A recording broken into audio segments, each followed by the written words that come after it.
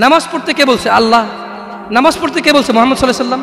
ওই একই মুহাম্মদ সাল্লাল্লাহু আলাইহি সাল্লাম বলছে, চোর চুরি করার সময়, মদখোর মদ খাওয়ার সময়, জানাকারী ব্যক্তি যতক্ষণ ওই মহিলার সাথে থাকে এর ঈমান কি?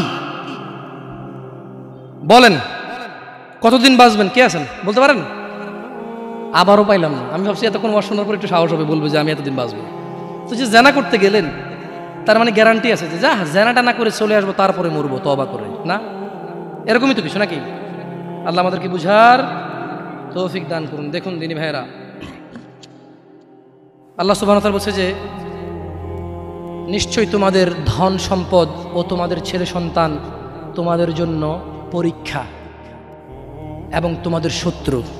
কিছু কিছু ক্ষেত্রে ছেলে সন্তান আর ধন সম্পদ কি শত্রু। যে এই ছেলের জন্যই তো রেপ করে আসছে, আপনি বলছেন যে না আমার ছেলে নির্দোষ। 5 লাখ টাকা উকিলকে দিয়েছেন, 10 লাখ টাকা অমুককে দিয়েছেন, 3 লাখ টাকা অমুককে দিয়ে একটা মেয়ের জীবন নষ্ট হয়ে গেল, আপনি পরোয়াই করেননি। কার জন্য এটা করেছেন বলেন তো? আপনার নিজের জানা করার কারণ নাকি ছেলে? নিজের জন্য না ছেলের জন্য? হ্যাঁ, তো বলেন এই ছেলে কি শত্রু না মিত্র? এই ছেলের এই যে আপনি একটা অন্যায়কে সাপোর্ট করে গেলেন, যদি আল্লাহ আপনাকে জিজ্ঞেস করে আপনার বাচ্চা আছে, এই অন্যায়টা আপনি কার জন্য করছেন? কার জন্য? তাহলে এই ছেলেকে শত্রু না বন্ধু? দেখুন অনেক কথা বলেছি, হয়তো এই বয়সে অনেক কথা আমার মুখে মানায়ও না। আসলে সব কিছুরই তো একটা বয়স আছে। ছোট মানুষ যদি বুড়া পাকনা পাকনা কথা বলি, মুরব্বীদের গায়ে এমনি লাগবে যে পাকনা পাকনা কথা বলে, বয়স কত রে তোর, কি বুঝছ তুই দুনিয়ার, ঠিক না? তবু আমি আপনাদেরকে বলি একটা কথা, আপনারা আমার কোনো কথায় মনে কষ্ট নেবেন না। আমার হাত পা নড়ে চড়ে একটু বেশি, তো এই জন্য আপনারা অহংকার নিয়েন না। আমি সৌদি আরবে বড় হয়েছি, কি বলবো জানি না, অনেকেই মাইন্ড করেন, আমার এটা নড়ে যায়, কিচ্ছু করার নাই। আমি এভাবে ধরে রাখি অনেকক্ষণ, এভাবে ধরে রাখি অনেকক্ষণ, কিন্তু আবার চলে আসে আমার হাত, বুঝছেন? তো আপনারা অহংকার দৃষ্টিতে দেখিয়েন না, এটা আমার অভ্যাস। খায়ের ইনশাআল্লাহ, আশা করি আপনারা বুঝবেন, সবাই এখানে বুদ্ধিমান মানুষ।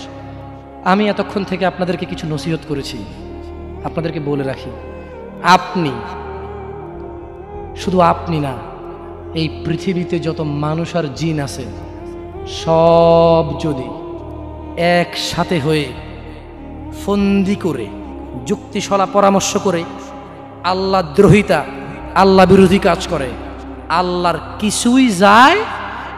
জোরে বলেন তো, আল্লাহর কিছুই যায়?